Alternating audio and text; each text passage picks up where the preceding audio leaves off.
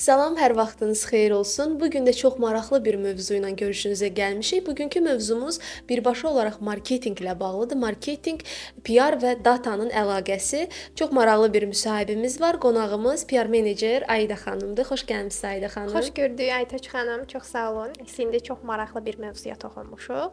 Hamının ehtiyacı olan və bu bir növ PR-ın ayrılmaz hissəsi olan data mövzusundan danışacağıq. Və bir növ bugünkü dünyamızda hər kəsin PR-a və şəxsi brendinqə ehtiyacı var və hər kəs də bilməlidir ki, datanın da burada nə qədər önəmi var. Bəli, yenidir və maraqlıdır. Kifayət qədər maraqlı suallarımız da var. Elə buradan başlayaq. Sizcə bir brendi insanlar nəyə görə xatırlayır? Rənginə görə, şüarına görə, yoxsa hiss etdirdiyinə görə? Aha. Əslində çox maraqlı sualdır. Bəzən soruşanda ki məndən, sən özün nə işlə məşğulsan da işini necə ifadə edərsən? Mən deyirəm ki, mən brendlərin danışan diliyəm və brendləri hiss etdirən şəxsəm. Ümumiyyətlə brendlər yadda qalan təəssüratla insanların yaddaşında iz salırlar. Və biz rəng, şüar məsələləri təbii ki, önəmlidir. Rəngdir, şüardır, orada müəyyən bir iylərin olmasıdır, müəyyən bir şeylərin olmasıdır. Bunların hamısından amma ən çox təbii ki, biz hisslərə önəm veririk. Hisslər çünki insanda yadda qalan təəssürat yaradır. Amma bunların da yenə kökündə bir data dayanır ki, bir faktiki rəqəmlər dayanır, bir analizlər dayanır ki, ondan sonra biz artıq qərar veririk ki, bu insanların hansı bir şəkildə hisslərinə təsir edəcək və necə bir şəkildə onların yaddaşlarında iz qoyacaq. Hətta hisslər belə data ilə hesablaşır. Bəli. Çünki biz müəyyən bir analizlər həyata keçiririk. Ümumiyyətlə PR-da biz kvalitativ və konstruktiv araşdırmalar eləyirik və bu hər iki araşdırmanın kökündə mütləq ki, data var. Məsələn, bir nümunə göstərə bilərsinizmi data, hisslər və PR-la əlaqəli olaraq? Okay. Belə bir nümunə göstərə bilərəm ki, sizə ümumiyyətlə biz hansısa bir işi həyata keçirtməmişdən qabaq, məsələn, tutalım ki, bir qida markasıdır və bu qida markasında qida markasının içərisində müxtəlif növ məhsullar həyata keçirilir. Məhsullar buraxılır və bu məhsulların hansının insanlar tərəfindən sevildiyini öyrənmək üçün, hansının hansı hisslər keçirdiyini öyrənmək üçün biz bir anket sorğulaması həyata keçiririk və anket sorğulamasının nəticələrinə görə onlarda müəyyən bir suallar qoyuruq və o suallar əsasında biz çıxardırıq ki, bu məhsul niyə bu qədər çox alınır və yaxud da ki, bu məhsul niyə bu qədər azalıb da alınması və yaxud da ki, bu məhsulun haqqında insanlar nə düşünürlər və biz bu məhsulu necə bir şəkildə təqdim etməliyik ki, bunun imici istədiyimiz formada, istədiyimiz şəkildə normallaşsın. Ayda xanım, PR dataya əsaslanmadan necə görünür? Ümumiyyətlə, dataya əsaslanmayan kampaniyanın sonu necə ola bilər? Əslində Aytaç xanım, bu data və PR mövzusu çox qəşəng bir mövzudur, dolu-dolu bir mövzudur, amma biz bunu elə bir şəkildə deməliyik ki, izləyicilər bunu daha lori şəkildə anlaya bilsinlər və çalışıram ki, bu spesifik mövzularda və yeni mövzularda bunu hansısa bir təsvirlərə əsaslandırım. Belə bir şey deyə bilərəm. Məsələn, qarşınızda sevdiyiniz bir gözəl bir yemək var. Çox gözəl görsənir, çox dadlı görsənir, vizualı çox qəşəngdir. Fikirləşirsiniz ki, onu yeyəcəm, necə dadlı olacaq, necə belə içdən yeyəcəm. Amma yeməyi ki, ağzınıza qoyursunuz və yeməkdə görürsünüz ki, bunun yağı yerində deyil, bunun duzu yerində deyil. Bunun hansısa bir istiyotlu yeməkdirsə, istiyotu ilə daha gözəl olacaqsa, istiyotu yerində deyil. Demək ki, bu sizi tam qane eləməyəcək də gördüyünüzlə istifadə etdiyiniz bir-birini tamamlamadı. PR-la data da belədir. Əgər biz PR nöqteyi-nəzərdən yaxşı görə bilərik, qəşəng şişirdilmiş şəkildə ola bilər, istədiyimiz şəkildə təqdim olunma yaxşı ola bilər, amma kökündə bazamızda data yoxdursa, biz artıq onu görəcəyik ki, yarımçıqdır. Bunu ilk təsvirinə belə edək. İkinci bir məsələdə isə ümumiyyətlə datasız bir PR təəssüratla idarə olunan bir kommunikasiyadır. Yəni sən heç bir şeyin yoxdur, əlində bir bazan yoxdur, bir sənədin yoxdur, bir rəqəmin yoxdur, bir faktın yoxdur, bir çıxartdığın bir nəticə yoxdur.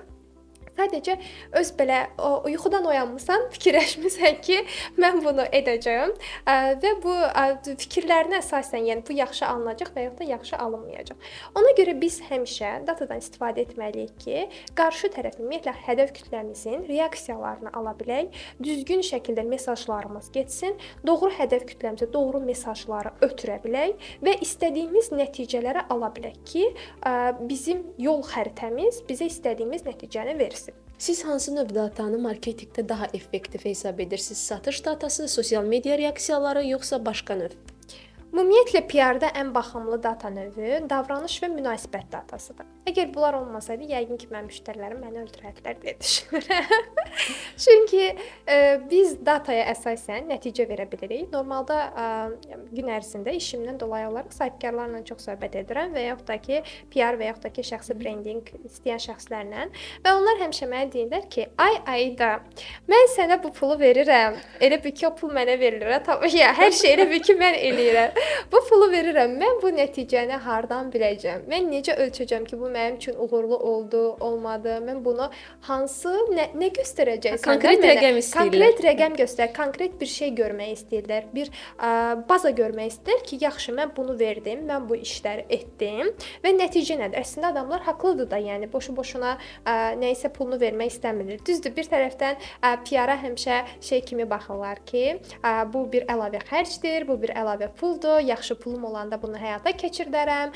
Yaxşı bir maddiyyatım düzələndə, gəlirlərim daha yaxşı olanda həyata keçirərəm. Olsa da olar, olmasa da olar. Belə olsa da olar, olmasa da olar. Amma halbuki belə deyim də biznesin ən ayrılmaz hissəsidir də. Zaten sən bir biznesi başlayırsansa, mütləq şəkildə sənin PR olmalıdır. Əgər PR olmayacaqsa, sənin atdığın 10 addımın, bəlkə onu da yəni belə deyim də səhv ola bilər və yaxud da ki, 12-si düz ola bilər, 8-i səhv ola bilər və yola sən daha qısa yoldan getməkdən daha bir uzun yoldan gedə bilərsən. Amma bu PR da dataya əsaslanmalıdır, data işlərinə əsaslanmalıdır və biz bu datana mən nəticələr verəndə çalışıram ki, burada bir sentiment analizi verim, media analizi verim, ton analizi verim və yaxud da ki, sosial medialar analizi verim və ən çox belə deyim, dövlət qurumları ilə işləyəndə və yaxud da ki, hansısa bir layihələrlə işləyəndə bir nəticə verirsən. Sondakı gördüyün işlərlə bağlı bir nəticə verməlisən ki, yəni sən nə etdin, nə aldın və orada mən ən çox istifadə etdiklərimdən, məsələn, sentiment analizi olur ki, və bu analizlərdə həmin belə deyək də edilən işlərə insanların reaksiyaları necə oldu, insanların fikirləri necə oldu? Bunların hamısını bir-bir datalara əsaslanaraq gətirib nəticələndiririk. Ona görə də ən sevdiyim davranış və münasibət datasıdır ki, işimi tamamilə ortalığa çıxarda bilirəm. Əgər olmasaydı mən nə edərdim bilmirəm. Bəzən deyirlər ki, data PR-ı öldürür. Ümumiyyətlə siz necə düşünürsünüz? Data yaradıcılığı öldürür, yoxsa onu yönləndirir? Mən bilmirəm bunu niyə deyiblər ki, data PR öldürdüyünü. Yəni sözün əvvəlində də ümumiyyətlə verilişin başlanğıcında da qeyd etdik ki, ümumiyyətlə PR datanın ayrılmaz hissəsidir də. PR-sız, yəni datanı PR-sız, PR da datasız təsvir edə bilmirəm və müasir dövrümüzə baxsaq, təcrübələrə, nəticələrə, görülən işlərə baxsaq ki, bu mümkün deyil. PR datanı data PR-ı öldürmür, əksinə PR-ı qoruyur, optimallaşdırır, daha doğru olanı göstərir. Məsələn, əgər datasız mən olsam, elə bil ki, heç nə yoxdur da mənim əlimdə. Mən sadəcə körtəbii şəkildə addımlar atıram. Kompas kimi bir növ, bəli. Körtəbii şəkildə addımlar atıram. Yəni bilmirəm ki, hara gedirəm, necə gedirəm, nə edəcəm, hansı bir şəkildə yolumu davam etdirəcəm. Mesajın mütləq kimə çatdırıldığını mən bilməliyəm, necə çatdırdığımı bilməliyəm, hansı bir yolla çatdırdığımı bilməliyəm və çatdırılan mesajları mən necə bir şəkildə aldım, yəni geri dönüşü mənim üçün necə oldu, bu gördüyüm işin nəticəsi hansı bir şəkildə oldu. Yəni data bir növ PR-ı yönləndirir də, onun yanındadır, ona dəstək verici əsas belə deyək, sağdışıdır. Yəni o mütləq şəkildə olmalıdır ki, sən o istədiyin nəticələri əldə edə biləsən. Ona görə də mən heç bir şəkildə yəni qəbul edə bilmərəm ki, bu fikri PR datanı öldürür. Bəs yaxşı, kampaniyanın uğurlu olduğunu nəyə əsasən müəyyənləşdirirsiniz? O duyğuya əsasən, yoxsa dataya əsasən? Əslində kampaniyanın uğurlu olub-olmamasını biz hər ikisinə əsasən müəyyənləşdiririk. Amma zaten duyğunun da kökündə bir data yaranır da. Çox üzr istəyirəm. Duyğu deyəndə biz konkret olaraq nəyi nəzərdə tuturuq? Yəni duyğu və nəticə. Bu ikisinin əlaqəsi. Bəli, duyğu deyəndə biz insanların hisslərini nəzərdə tuturuq. Onların hisslərindən gələn düşüncələri nəzərdə tuturuq. Adi tutalım ki, bir layihənin bir videosu paylaşılıbdı. Bir sosial dayanıqlı bir layihə həyata keçirilibdi. Bunun videosu paylaşılıbdı və bir 10 şəxs bura bir əl çalma işarəsi göndəribdi. Bir neçə şəxs ürək əl çalma göndəribdi. Bir şəxs yazıb ki, nəyə lazımdır bu layihəni aparın verin, kasıb adamlara bu pulu verərdiniz. Və yaxud da ki, biri yazır ki, çox mənasız yerə pul xərcləyirsiniz. Bu pulu xərcləməyə ehtiyac yox idi. Amma bir neçəsi yazır ki, yaxşı ki, bu layihəni həyata keçirdiniz, bu layihənin dayanıqlılığı var və yaxud da ki, bu layihə bu şeylərə işarə gətirəcək və yaxud da ki, image qazandıracaq. Fərqli-fərqli şeylər olur. Bu insanların duyğularından, hisslərindən gələn sözlərdir də, onlar yazırlar da. Fərqli-fərqli insanlar. Tutalım ki, orada bir 44 dənə komment var və bu kommentlərin 40 nəfəri çox gözəl sözlərlə ifadə edib, bunu bir emojilərlə ifadə edibdi və yaxud da ki, hansısa bir cümlələrlə, sözlərlə ifadə edibdi. 4 nəfəri isə bunu götürüb, yəni mənfiyə doğru ifadə edibdi də. Biz artıq bu duyğudan gəlirdi və bu duyğudan gələnləri başa düşürük ki, insanlar daha çox müsbət şeylər danışır, amma mənfi şeylər danışanlar. Amma biz onun nəticələrini skrin eləyirik. Həmin adamların normal profillərdən olduğunu, yazdığını görürük və yaxud da ki, onların artıq bir düşüncə çıxartmış oluruq da, bir nəticə çıxartmış oluruq. Burada həm duyğu məsələsi var, həm data məsələsi var. Yəni görünə bilən insanların yazdığı mesajlar da öz hisslərini, duyğularını istifadə ediblər. Həm də ki, bir əlimizdə faktiki bir data var. Yəni kimisə küçədə belə bir söz deyildi, filan kəs gəldi mənə dedi deyil. Yox. Yəni faktiki olaraq orada yazılmış bir şey var. Belə çıxır ki, onda sosial şəbəkə bu işdə sizin üçün çox yaxşı bir alətdir. Əlbəttə. Zaten biz hansısa bir işi görəndə mütləq şəkildə PR alətlərindən biri də sosial mediadır və biz sosial mediada bu dəqiqə dünyada çox insan, yəni sosial mediadan istifadə edir. 5 milyarda yaxın insan sosial mediadan istifadə edir və sosial media bizim üçün çox yaxşı bir alətdir ki, biz oradan istədiyimiz nəticələri götürə bilirik. Ayda xanım, PR-la datanın əlaqəsindən danışırıqsa, siz necə düşünürsünüz? Bu gün Azərbaycanda PR-da əsas problem nədir? Kreativlik azdır, yoxsa data əsaslı qərar vermə vərdişi ilə bağlı problemlər var? Belə deyim, əslində bizdə hazırda problemlər PR-da çoxdur, amma biz çalışırıq ki, PR mütəxəssislər bu problemləri görək və yavaş-yavaş düzəldək. Əslində mən düşünürəm ki, keçən ilə baxanda, ondan əvvəlki ilə baxanda ki, bəzi problemlər yavaş-yavaş azalmağa başlayırlar. Çünki bu işin maariflənməsi getdikcə artmaqda davam edir. Kreativlik məsələsini bir kənara qoyaq. Kreativlikdən əlavə data məsələsi çox önəmli bir məsələdir. Ümumiyyətlə PR-ın funksionallığını anlamaq lazımdır. PR-ın nə işə yaradığını anlamaq lazımdır. Ondan sonra başa düşmək lazımdır ki, data sənə necə bir şəkildə yardım olacaq? Data sənə hansı bir formada yardım olacaq? Bizdə bəzən düşünürlər ki, PR mütəxəssis sadəcə jurnalistə bir press release göndərməlidir və yaxud da ki, media əlaqələrini ancaq gücləndirməlidir və yaxud da ki, ancaq bir tədbir təşkil etməlidir və yaxud da ki, daha bərbadını deyəcəm ki, sosial media idarə etməlidir bir PR mütəxəssis. Yəni bu sosial mediada mətin yazmalıdır PR mütəxəssis və yaxud da ki, hətta ən bərbadını deyə bilərəm ki, bir post hazırlamalıdır bir PR mütəxəssis. Düzdür, yavaş-yavaş bu şeylərdən çıxmağa başlayırıq, bu fikirlərdən çıxmağa başlayırıq. Şükürlər olsun ki.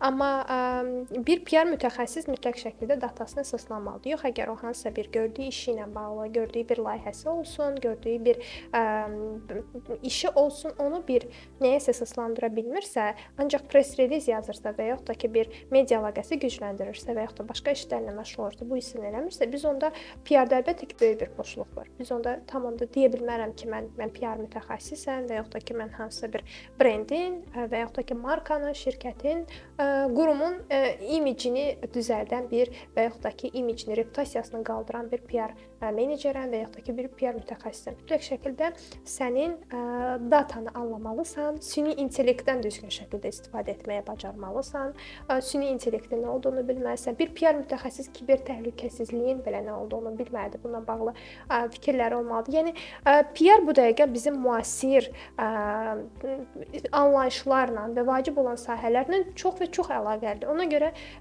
PR meneceri menecer bu kiber təhlükəsizlikdir, süni intellektdir, datada bunları yaxşı şəkildə bilməli. Ən azından yaxşı şəkildə bilməsə də belə ilkin baza məlumatlar olmalı və çalışmalıdır ki, bundan istifadə etməyi bacarsın. Baxın, qeyd elədiniz ki, PR mütəxəssisdən sosial şəbəkə postu hazırlamaq istənməməlidir. Amma bəzən biz görürük ki, təcrübədə bir marka, bir brend bir sosial şəbəkə postu ilə necə öz PR-ını zədələyə bilər. Yəni hazırlamasa belə müəyyən mənada o proseslərdə iştirak eləyə və yaxud da yön verən bir funksiyanı yerinə yetirə bilərmi PR mütəxəssis? Əlbəttə ki, ümumiyyətlə belə bir şey deyə bilərəm ki, Aytaç xanım, press release PR menecer yazır. PR şöbəsi yazır. Və o press mətn yazılan mətn isə o press release-dən çıxan olmalıdır. Yəni orada sosial media meneceri götürüb özündən mətn yazmalı deyil. Yəni birbaşa iştirak edir artıq. Bəli, götürüb bütün o məsuliyyəti almalı deyil. Onun bir əlində press release olmalıdır və press release-dən çıxan bir mətn olmalıdır və təbii ki, PR menecer də o mətni yazdıqdan sonra PR menecer təsdiqləməlidir. Məsuliyyət onun boynundadır, yük onun boynundadır. Təsdiqləməlidir ki, bu cür mesaj sənin hədəf kütlənə getməlidirmi, yoxsa getməli deyilmi? Çünki o sosial media menecerinin orada məsuliyyətliyi azdır. Çünki o nə bilə bilər ki, o mətndə filan mesajı verməklə və yaxud da ki, filan cümləni yazmaqla hansısa bir siyasi səhv edə bilər. Hansısa bir orada şirkətin, qurumun imicinə zərər gətirən bir söz ola bilər, cümlə ola bilər. Və yaxud da ki, postu hazırlayan dizayner olmalıdır, qrafik dizayner olmalıdır, hərəkətli dizayner olmalıdır. Amma ona müəyyən bir şeyləri, belə deyək də, briefləri sosial media meneceri verir, SMM verir.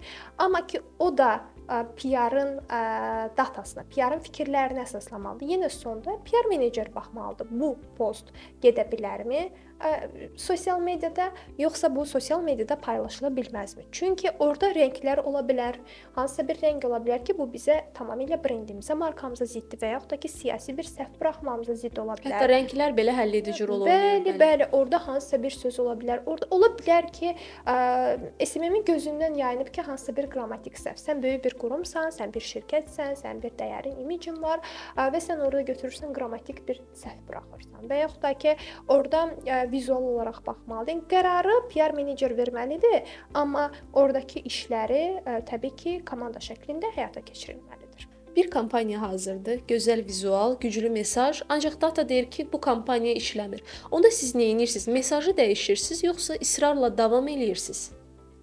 Əgər data mənə deyirsə, bu kampaniya işləmir, demək ki, işləmir. Hətta. Bəli. Mən orada olan egomu, müştəbehliyimi bir kənara qoymalıyam. Və yaxud da ki, mən bilirəm, data səhv deyir. Mən ən yaxşısını bilirəm, mən ən gözəlini bilirəm. Mənim bildiyimdən yaxşısı yoxdur deyə bilməzsən. Data yanılmır heç vaxt. Data yanılmır heç vaxt. Düşünürəm ki, insan hissləri və düşüncələrindən daha dəqiq ola bilər. Yəni tamamilə yanılmır deyə bilmərəm. Belə bir şey, yəni insan heç kimə güvəni yoxdur. Amma ki, sənin o hisslərindən və yaxud da ki, düşündüklərindən, şuursuz getdiyin yoldansa bir rəqəm, bir fakt, bir gördüyün bir şeylər sənin üçün əsasdır. Bir növ xəritə. Bəli, bir növ sənin üçün bir xəritədir. Yəni azdan çoxdan sənin dəqiq bir bildiyin bir şey var. Ona görə mütləq şəkildə sən dataya əsaslanmalısan və o hər şeyi kənara qoymalısan, ona uyğun olaraq yol xəritəni dəyişməlisən. Ayda xanım, bu sonuncu sualımdır. Mənə maraqlıdır. Uzun müddətdir datalarla işləyən bir mütəxəssis kimi heç olubmu ki, təcrübənizdə maraqlı və sürpriz dolu bir nəticə ilə rastlaşasınız? Özümü ağılla göstərməyəcəm. Amma ki, sürprizlərlə çox qarşılaşıram. Bəzən düşünürəm ki, hansısa bir media tədbiri bu qədər rezonans doğurmayacaq və yaxud da ki, hansısa bir media çıxışı mənə bu qədər aktivlik verməyəcək və yaxud da ki, mən istədiyim, xəyal etdiyim nəticəni verməyəcək də, daha aşağı verəcək. Amma görürəm ki, düşündüyümün əksi oldu. Və yaxud da belə deyək də, A hədəf kütləsi üçün göndərdiyim şuuraltı mesaj və yaxud da ki, istədiyim o məqsədə doğru olan mesajım, yəni düşünmürəm ki, B hədəf kütləsi üçün mənə nəticə verəcək, amma görürəm ki, B hədəf kütləsi üçün də nəticə verir. Nəticədə belə çıxır ki, datada sənin instinktlərini alt-üst edə bilər. Yəni sən instinktlərindən 6-cı hissinlə düşünə bilərsən ki, bu olmaya bilər, amma data sənə göstərir ki, əzizim, sən qal, mən sənə nəticə verirəm. Ayda xanım, çox maraqlı bir söhbət alındı. Dəvətimizi qəbul edib gəldiyiniz üçün çox təşəkkür edirəm sizə.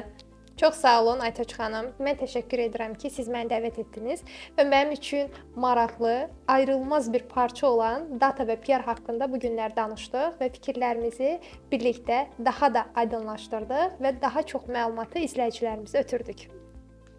Bu günlük bu qədər. Növbəti görüşlərədək.